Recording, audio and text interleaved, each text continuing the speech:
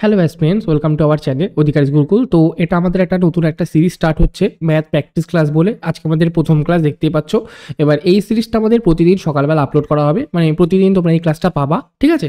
এবার এই সিরিজটা তোমাদের বেসিক্যালি এসএসসি, পুলিশ, রেলওয়ে সব কটা মানে অল কম্পিটিটিভ এক্সামের জন্য এটা সিরিজটা চলবে আর কি। হ্যাঁ, মানে এখানে তোমরা ডব্লিউবিসিএস এর কোশ্চেন পেয়ে যাবা, এসএসসি সিরিয়াল এর কোশ্চেন পেয়ে যাবা, এমটিএস এর কোশ্চেন পেয়ে যাবা, WB constable, KP, railway, NTP, CLP সব কোশ্চেনই তুমি এই সিরিজের মধ্যে পেয়ে যাবা।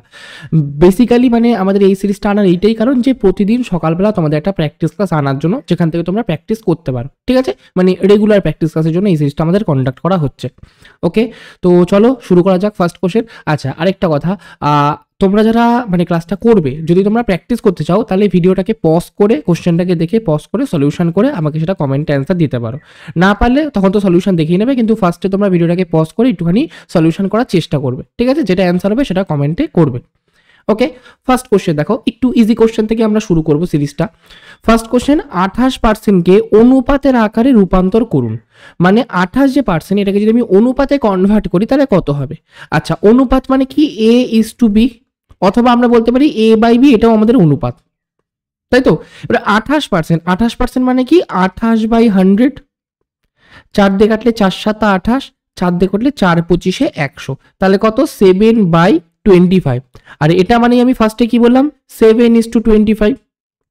তাহলে অ্যান্সার কোনটা গেল? 7:25, মানে 1 নাম্বার অপশনটা সঠিক উত্তর। চলো নেক্সট কোশ্চেন, জুলির বয়স টিনার বয়সের 6 গুণ। আগামী 20 বছর পরে জুলির বয়স টিনার বয়সের দ্বিগুণ হবে, তাহলে বর্তমানে জুলির বয়স কত? আচ্ছা দেখো, জুলির বয়স টিনার বয়সের 6 গুণ, তাহলে যদি আমি জুলির ইস টু টিনার বয়স বের করি, এটা 6:1 হবে।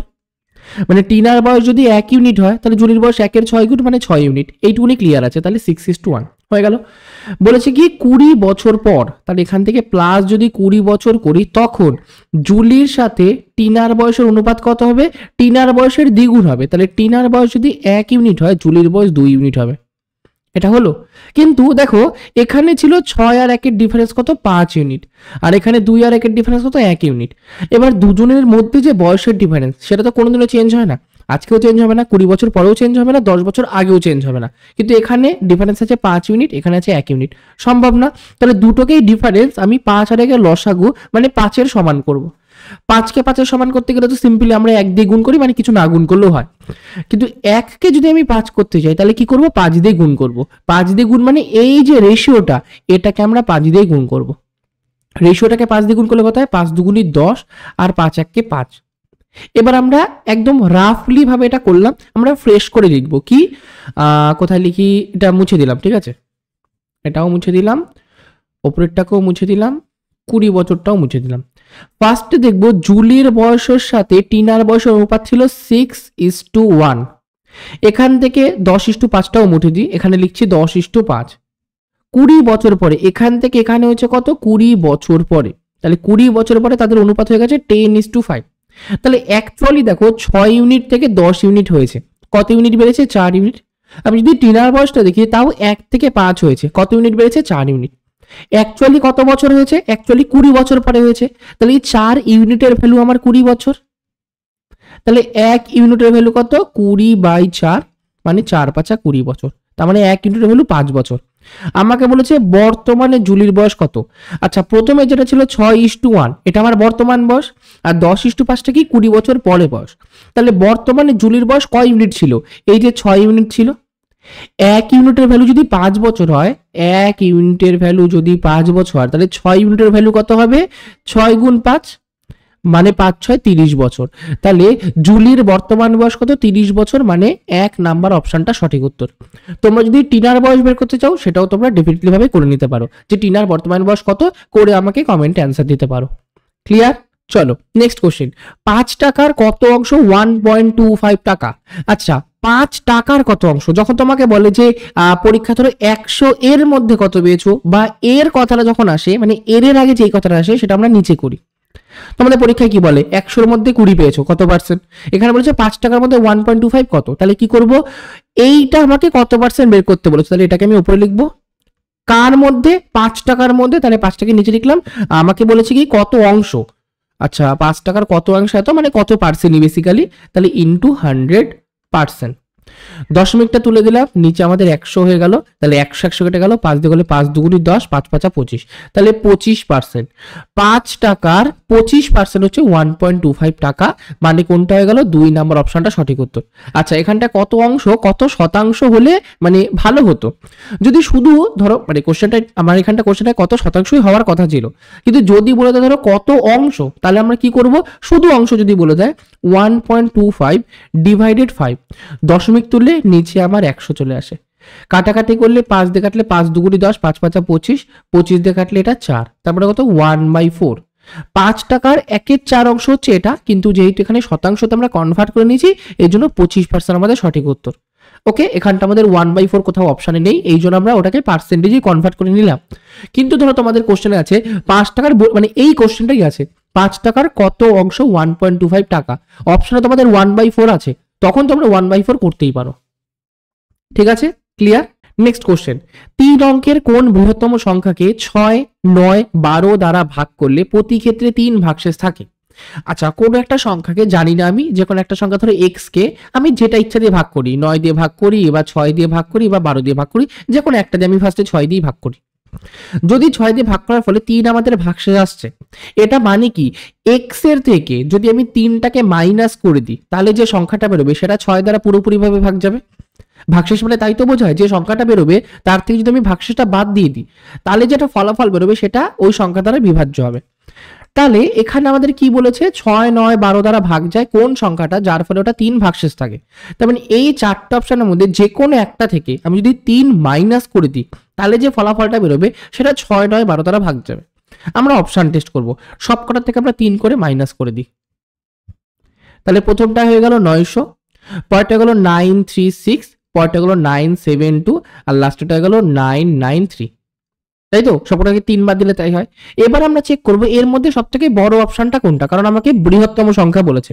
তাহলে সবথেকে বড় আমার 993। আচ্ছা 993 একটা বিজোড় সংখ্যা, লাস্টে 3 আছে বিজোড় সংখ্যা, তাহলে বিজোড় সংখ্যা 6 দ্বারাও ভাগ যেতে পারে না, 12 দ্বারাও ভাগ যেতে পারে না, তাহলে এই অপশনটা বাদ হয়ে গেল। পরে আছে 972। এবার দেখি 972 কি এই 3টে সংখ্যা দ্বারা বিভাজ্য। দেখো 6 দ্বারা ভাগের ক্ষেত্রে কি করতে হবে, 6 দ্বারা ভাগ গেলে ওই সংখ্যাটাকে 2 দিয়েও ভাগ যেতে হবে, 3 দিয়েও ভাগ যেতে হবে। তাহলে দেখো লাস্টে আমাদের জোড় সংখ্যা আছে, 2 দিয়ে তো ভাগ যাবে আর 3 দিয়ে ভাগ যাবে 9, আর 7 আর 2 9, সবকটা ডিজিটাল সাম যদি করি সেটা 3 দ্বারা ভাগ যায়, তাহলে এটা 3 দ্বারাও ভাগ যাবে, তার মানে 6 দ্বারা ভাগ যাবে। 9 আর এখানে 9, 9 18, এদের ডিজিটাল সাম 18 হচ্ছে, 18 তো আমার 9 দ্বারাও ভাগ যায়, যদি 18 9 দ্বারা ভাগ যায় তাহলে এই সংখ্যাটা 9 দ্বারাও ভাগ যাবে। এবার কি চেক করবো, এবার চেক করবো 12 দ্বারা ভাগ যায় নাকি। 12 দ্বারা ভাগ মানে কি কোনো একটা সংখ্যা 3 দ্বারাও ভাগ গেলে হবে, আবার 4 দ্বারা ভাগ গেলেও যদি হয়, দুটো দ্বারাই যদি ভাগ যায় 3 আর 4, তাহলে সেই সংখ্যাটা 12 দ্বারাও ভাগ যায়। 4 দ্বারা কি করে ভাগ করব, লাস্টের দুটো ডিজিট যদি 4 দ্বারা ভাগ যায় তাহলে আমরা বলতে পারি সংখ্যাটা 4 দ্বারা ভাগ যায়। এটাকে করি 4 1 4 32, 8 32, তাহলে এটা 4 দ্বারা ভাগ চলে যাচ্ছে। আর প্রথমেই আমি বের করলাম সংখ্যাটা 3 দ্বারাও ভাগ যায়, 9 দ্বারাও ভাগ যায়, তাহলে এটা 12 দ্বারাও ভাগ যাবে। আর সব থেকে বড় এই সংখ্যাটাই আছে, তাহলে সঠিক উত্তর 975। 975কে যখন ভাগ করব তখন আমাদের 3 ভাগশেষ থাকবে, কারণ 972টা পুরোপুরিভাবে বিভাজ্য। ক্লিয়ার। চলো নেক্সট কোশ্চেন। আচ্ছা এটা একটা সিম্পলিফিকেশন আছে, তোমরা ট্রাই করো, সলিউশন আমি করে দিচ্ছি, তোমরা একটুখানি ট্রাই করে আমাকে কমেন্টে জানাবে কত হল। ফার্স্টে আমাদের আছে ওপরে 48 মাইনাস 12 গুণ 3 প্লাস 9 ডিভাইডেড আছে কত 12 মাইনাস 9 ভাগ আমাদের 3। সবার আগে দেখো আমাদের সবার আগে ব্র্যাকেটের কাজ হয়, এখানে কোনো ব্র্যাকেট নেই। ব্র্যাকেটের পরে অফের কাজ হয়, এখানে কোথাও অফও নেই। তারপরে ডিভিশনের কাজ হয়, ডিভিশন মানে নিচে দেখো 9 ভাগ 3 আছে, 9কে 3 দিয়ে ভাগ করলে 3 3কে 9, তাহলে এই কাজটা আমি আগে করে এখানটা 3 বসিয়ে দিলাম, এই যে 3। ডিভিশনের পরে কি কাজ, বি ও ডি এফ মানে মাল্টিপ্লিকেশন, তাহলে ওপরে মাল্টিপ্লিকেশন আছে 12 × 3, 3 12 36, কেটে 36 করে দিলাম। তারপরে প্লাস যেরকম 9 আছে এটা মুছে দিলাম, হয়ে গেল। এবার আমাদের যোগ বিয়োগ আছে, যোগের ক্ষেত্রে মানে বদমাস অ্যাডিশন আগে হয়, ঠিক আছে, আমি অ্যাডিশন সাবট্রাকশন নিয়ে অতটা কোনো ঝামেলা হয় না, তো এটা আমি করতেই পারি। 48 থেকে 36 বাদ দিলে 12, তার সাথে 9 যোগ আছে, আর 12 থেকে 3 মাইনাস করলে 9 হয়ে যায়, হয়ে গেল। 12 আর 9 হয়ে যায় 21, আর নিচে 9, 3 দিয়ে কাটলে 3 7 21, 3 দিয়ে কাটলে 3 3 9, তাহলে 7/3। 7/3কে আমি যদি মিশ্র ভগ্নাংশ আনি কত হয়, 3 2 6 1, তাহলে 2 পূর্ণ 1/3, তাহলে 2 পূর্ণ 1/3 মানে বি নাম্বার অপশনটা কারেক্ট অ্যান্সার। চলো নেক্সট কোশ্চেন, দুটি ভগ্নাংশের গুণফল 14/15 এবং তাদের ভাগফল 35/24 হলে বড় ভগ্নাংশটি কত? আচ্ছা, দুটি ভগ্নাংশের আমি একটা ভগ্নাংশকে x ধরে নিচ্ছি আর একটা ভগ্নাংশকে y ধরে নিচ্ছি। বেসিক্যালি ভগ্নাংশ a/b আকারে হয়, কিন্তু a/b কে আমি যদি ইজিক্যাল টু x ধরে নিই তাতে কোনো সমস্যা নেই আমার। এই জন্য আমি একটা ভগ্নাংশকে x ধরছি আর একটা ভগ্নাংশকে y ধরছি। আচ্ছা, তাহলে এখানে কি করতে পারি, দুটি ভগ্নাংশের গুণফল 14/15 এবং তাদের ভাগফল এত বাই এত। ঠিক আছে, তাহলে ফার্স্টে করি এক্স আর ওয়াই গুণ করলে আমাদের কত হচ্ছে 14/15। এটুকুনি বুঝতে পেরেছো, কারণ দুটো ভগ্নাংশের গুণফল বলে দিয়েছে 14/15। আর ভাগফল কি হবে, যেহেতু আমি এক্সটাকে বড় ধরেছি আর এখানে ভাগফলের ওপরেরটা বড় আছে, তাহলে এক্স বাই ওয়াই এটা আমাদের কত হয়ে যাবে, এটা আমাদের 35/24 হয়ে যাবে। হয়ে গেল। এবার আচ্ছা, ওপর নিচে লিখলে ভালো হতো, এখানটা লিখে দিচ্ছি এক্স বাই ওয়াই সমান সমান 35/24। ডান দিকেটা আমি মুছে দিচ্ছি। হয়ে গেল। আমাকে বলেছে বড় ভগ্নাংশটি বের করতে হবে, মানে বেসিক্যালি এক্স এর মান বের করতে হবে, যেহেতু এক্স গ্রেটার দেন ওয়াই। এবার দেখো বাঁ দিকে আছে এক্স ওয়াই আর এক্স বাই ওয়াই, এই দুটোকে যদি গুণ করি তাহলে কি হয়, X Y into X by Y. আর ডান দিকে কি আছে 14/15 ইন্টু 35/24। হয়ে গেল। এবার কাটাকাটি করবো, ওয়াই ওয়াই কেটে যায়, 5 দিয়ে করলে 3, 5 দিয়ে করলে 5 7 35, 2 দিয়ে করলে 7 দুগুণি 14, 2 দিয়ে করলে 12 দুগুণি 24। তাহলে এখানে এক্স আর এক্স হয়ে যায় এক্স স্কোয়ার, আর ডান দিকে যায় 7 7 49, 3 12 36, যেটা হচ্ছে 7 7 49, 7 আর 6 6 36, 7/6 এর হোল স্কোয়ার। তাহলে এক্স স্কোয়ার মানে কি হয়ে গেল 7/6 এর হোল স্কোয়ার। তাহলে এক্স সমান সমান কত, 7/6। তাহলে এটা আমাদের কারেক্ট অ্যান্সার, অ্যান্সার হলো 7/6, মানে বি নাম্বার অপশনটা সঠিক উত্তর। ক্লিয়ার? আচ্ছা, এখান থেকে আমি ছোটটাও বের করে দিই। ছোটটা কি, এক্স ওয়াই সমান সমান 14/15, এক্স ওয়াই সমান সমান 14/15, তার মধ্যে এক্স এর মান 7/6 ইন্টু ওয়াই সমান সমান 14/15, তাই তো? 7/6 ঠিক আছে, কাটাকাটি করি, 7 দিয়ে করলে 7 দুগুণি 14, 3 দিয়ে কাটলে 3 দুগুণি 6, 3 দিয়ে কাটলে 3 5 15, তাহলে ওয়াই সমান সমান 2 দুগুণি 4, 4/5। তাহলে ওয়াই যেটা আমাদের ছোট সংখ্যা সেটা বেরোলো 4/5, বড় সংখ্যা বেরোলো 7/6 আর ছোট সংখ্যা 4/5, যেটা আমাদের 1 নম্বর অপশনে আছে, কিন্তু এটা আমাদের ছোট সংখ্যা মানে ছোট ভগ্নাংশ। ক্লিয়ার? কোনো কনফিউশন? চল নেক্সট। অমল তার মূলধনের 1/4 অংশ বার্ষিক 8% হারে, 1/5 অংশ বার্ষিক 10% হারে এবং বাকি অংশ বার্ষিক 7% হারে বিনিয়োগ করে। যদি তার বার্ষিক আয় 628 টাকা হয় তাহলে তার মূলধন কত? আচ্ছা, মূলধন সবার আগে আমি বার্ষিক না, মূলধন বলেছো তো, অমল তার মূলধন, সবার আগে আমি যে মূলধন সেটাকে কত ধরবো, যেটা ভগ্নাংশ থাকবে, মানে 1/4 আর 1/5 এর যে নিচের জিনিসগুলো মানে 4 আর 5 এদের লসাগুটাকে আমরা মূলধন ধরে নেব। তাহলে 4 আর 5 এর লসাগু কত, 4 5 20, তাহলে 20 আমি মূলধন ধরে নেব। ঠিক আছে, কিন্তু এখানে আমি 20 ধরছি না, কেন বলো তো, এখানে আমাদের পার্সেন্টেজের অঙ্ক আছে। পার্সেন্টেজের অঙ্ক থাকলে আমরা 100-র গুণিতক ধরি, তাহলে 100-র গুণিতক আমি 200 ধরবো, যে টোটাল আমার মূলধন 200 ইউনিটের। তার বলেছে প্রথমে 1/4 অংশ। আচ্ছা, 200 টাকার 1/4 অংশ মানে কত, 50 টাকা। 50 টাকাকে আমি ইনভেস্ট করেছি 8% হারে, তাহলে কত হয়ে যায়, 5 8 40, 4 টাকা। পরে 1/5 অংশ, 1/5 অংশ মানে কি, 5 4 5 20, 40 টাকা বা 40 ইউনিট। 40 ইউনিটকে ইনভেস্ট করেছি 10% হারে বলেছে, তাহলে কত হয়ে গেল, এটাও 4 টাকা হয়ে গেল বা 4 ইউনিট হয়ে গেল। বাকি টাকা, আচ্ছা প্রথমে 50 ইউনিট ইনভেস্ট করেছি, পরে 40 ইউনিট, টোটাল আমার 90 ইউনিট ইনভেস্ট করা হয়ে গেছে। 200 ইউনিটের মধ্যে 90 ইউনিট ইনভেস্ট করা হয়ে গেছে, তাহলে বাকি অংশ কত, 110 ইউনিট। তাহলে 110 ইউনিটকে ইনভেস্ট করেছি আমি 7% হারে বলেছে, তাহলে করলে 7 1 7, 7 1 7, তাহলে হয়ে গেল 110 ইন্টু 7/100 মানে 7.7 ইউনিট টাকা। এই তিনটে আমি মোট আয় করছি, বা এই তিনটে আমার মোট আমি সুদ পাচ্ছি, তাই তো? তিনটাকে যোগ করলে কত হচ্ছে, 4 আর 4 8, 7 7 14, 15.7 ইউনিট টাকা। এই যে 15.7 ইউনিট টাকা, এটাই আমার কি, বার্ষিক আয়। আর আমাকে কোশ্চেনে বলে দিয়েছে বার্ষিক আয় 628 টাকা, তাহলে এটা সমান সমানই 628 হওয়ার কথা নিশ্চয়ই।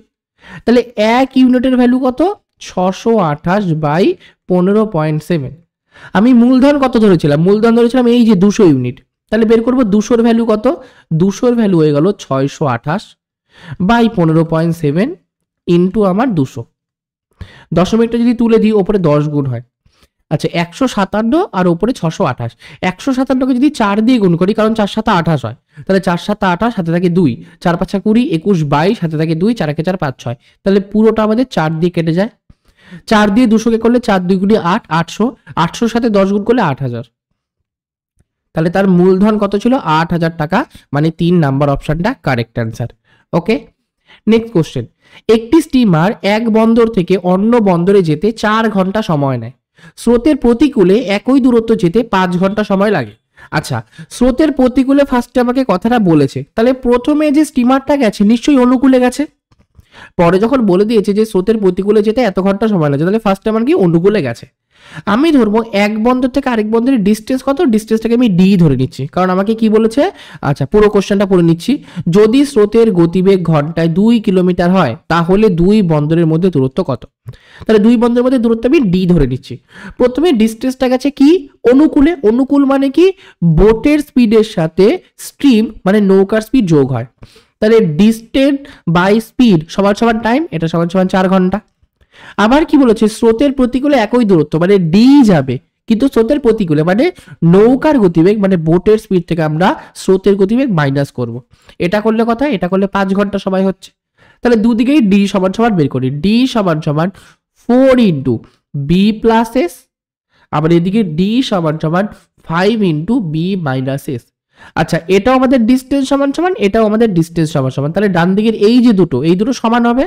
তাহলে ফার্স্ট ঠিক আছে 4b plus S, 4b plus S সমান সমান 5b মাইনাস এস। আচ্ছা, এস মানে কি স্রোতের গতিবেগ, এই যে স্রোতের গতিবেগ 2 কিলোমিটার দিয়ে দিয়েছে, তাহলে এস এর জায়গায় 2 বসিয়ে দেবো। 4b প্লাস 4s, আচ্ছা এস এর জায়গায় 2 বসালে 4 দুগুণি 8, মুছে 8 করে দিলাম, সমান সমান এটা 5b মাইনাস 5s, এস এর জায়গায় 2 মানে 5 দুগুণি 10 হয়ে গেল। তাহলে করি 5b মাইনাস 4b, 4bটা ওদিকে গেল, তাহলে মাইনাস 10টা দিয়ে আসলে যোগ হয়ে যাবে, তাহলে 10 প্লাস 8 মানে কত 18। তাহলে বোটের স্পিড আমাদের কত 18 কিলোমিটার পার ঘন্টা। আমাকে বলেছে ডি এর ভ্যালু বের করতে, তাহলে ডি সমান সমান যে কোনো এক জায়গায় 18 বসালেই হয়ে গেল। প্রথম ইকুয়েশনটা যদি বসাই 4 ইন্টু 18 প্লাস এস এর ভ্যালু 2, 18 দিয়ে 20, 4 দুগুণি 80, তাহলে ডি সমান সমান 80 কিলোমিটার, মানে 4 নাম্বার অপশনটা সঠিক উত্তর। আচ্ছা, কেউ যদি বলে পরের ইকুয়েশনটাতে বসাতে, তাও করে দিচ্ছি। এখানে 5, এখানে 18 মাইনাস 2 হবে, 18 থেকে 2 বাদ দিলে কত হয়ে যাচ্ছে 16, আর 5 কত হয় 5 80, তাহলে অ্যান্সার 80 কিলোমিটার। কিসের? এক বন্দর থেকে আরেক বন্দরের দূরত্ব বা 2 বন্দরের মধ্যে দূরত্ব। ঠিক আছে, নেক্সট কোশ্চেনে যাওয়া যেতে পারে। আচ্ছা, নেক্সট কোশ্চেন বলেছে 100 মিটার লম্বা একটি ট্রেন 100 মিটার লম্বা একটি সেতুকে 6 সেকেন্ডে অতিক্রম করে। তাহলে 200 মিটার লম্বা অন্য একটি সেতুকে ট্রেনটি অতিক্রম করতে কত সময় নেবে? আচ্ছা, তোমরা একটা জিনিস জানো যে যখন একটা ট্রেন একটা সেতুকে অতিক্রম করে বা একটা প্ল্যাটফর্মকে অতিক্রম করে, হ্যাঁ, তখন সে কতটা যায়? নিজের দৈর্ঘ্য প্লাস প্ল্যাটফর্মটার দৈর্ঘ্য, অথবা নিজের দৈর্ঘ্য প্লাস সেতুটার দৈর্ঘ্য ওভারটেক করে। ঠিক আছে, তাহলে এখানে প্রথমে 100 মিটার লম্বা ট্রেন আছে, আবার সে 100 মিটার লম্বা সেতু অতিক্রম করছে, তাহলে টোটাল ডিস্টেন্স কত? 100 যোগ 100, 100 যোগ 100 200, এই 200 মিটার যাচ্ছে সে 6 সেকেন্ডে। আচ্ছা, আমি একদম একদম বেসিক ভাবে বলছি, 200 মিটার যদি 6 সেকেন্ডে যায়, তাহলে 100 মিটার কতক্ষণে যাবে? 6/2 সেকেন্ডে, মানে 3 সেকেন্ডে যাবে। এবার বলেছে 200 মিটার লম্বা অন্য একটি সেতুকে ট্রেনটি অতিক্রম করবে কত? আচ্ছা, 200 মিটার লম্বা অন্য একটি সেতুকে মানে কি নিজের দৈর্ঘ্য 100 মিটার, তার সাথে 200 মিটারের সেতু, তাহলে টোটাল তাকে 300 মিটার যেতে হবে। 100 মিটার যেতে যদি তার 3 সেকেন্ড সময় লাগে, তাহলে 300 মিটার যেতে কত সময় লাগবে? 3 গুণ 3 মানে 3 তিরিকে 9 সেকেন্ড সময় লাগবে, মানে 2 নাম্বার অপশনটা কারেক্ট অ্যান্সার। ক্লিয়ার? চলো আজকে লাস্ট কোশ্চেন। একটি বাস কলকাতা থেকে দীঘা 55 কিলোমিটার পার ঘন্টা গতিবেগে যায় এবং 66 কিলোমিটার পার ঘন্টা গতিবেগে ফিরে আসে, তাহলে পুরো যাত্রায় বাসটির গড় গতিবেগ হলো কত? আচ্ছা, প্রথমে আমি এক জায়গা থেকে আরেক জায়গায় গেলাম x কিলোমিটার পার ঘন্টা গতিবেগে, আবার সেই জায়গা থেকে প্রথম জায়গায় ফিরে আসলাম y কিলোমিটার পার ঘন্টা গতিবেগে, তাহলে গড় গতিবেগ হয় 2xy by x plus y। তাহলে এখানে কি হবে? প্রথমে গেছে 55-তে, ফেরত এসছে 66-তে, তাহলে 2 ইন্টু 55 ইন্টু 66 ডিভাইডেড 55 যোগ 66, তাহলে 2 ইন্টু 55 ইন্টু 66 ডিভাইডেড 6 আর 5 11, 11 12 121, 11 দিয়ে করলে 11 1 11, এই 11 গুণ 11 121, আর 11 দিয়ে করলে 5 11 55, 11 দিয়ে কাটলে 6 11 66, তাহলে 5 6 30, 30 দুগুণে 60, তাহলে গড় গতিবেগ 60 কিলোমিটার পার ঘন্টা, মানে 3 নাম্বার অপশনটা কারেক্ট অ্যান্সার। ঠিক আছে, আশা করি ক্লিয়ার আছে। তো আজকের জন্য এইটুকুনি, থ্যাংক ইউ। ক্লাসটা করার জন্য। যদি ক্লাসটা ভালো লেগে থাকে অবশ্যই ক্লাসটাকে একটা লাইক করে দেবে, যদি চ্যানেলের প্রথমবার হয়ে থাকো অবশ্যই আমাদের চ্যানেলটাকে সাবস্ক্রাইব করে দেবে। ঠিক আছে, রেগুলার বেসিসে কুইজে পার্টিসিপেট করার জন্য এই যে আমাদের টেলিগ্রাম চ্যানেল আছে, এটাই তোমরা চাইলে জয়েন করতে পারো, লিঙ্ক ডেসক্রিপশনে দেওয়া আছে, সেখান থেকেও তোমরা চাইলে ডিরেক্টও জয়েন করে নিতে পারো। আর যদি আমাকে ইনস্টাগ্রামে ফলো করতে চাও, এই যে আমাদের ইনস্টাগ্রাম আইডি, এটাই তোমরা চাইলে আমাকে ফলো করে নিতে পারো। ঠিক আছে, তো আজকের জন্য এইটুকুনি। ক্লাসটা রেগুলার হবে, চেষ্টা করবে প্রতিদিন সকালে করার, তাহলে আশা করি তোমাদের অঙ্ক নিয়ে কোনো চিন্তা আর থাকবে না। ক্লিয়ার? তাহলে এইটুকুনি, চলো টাটা বাই।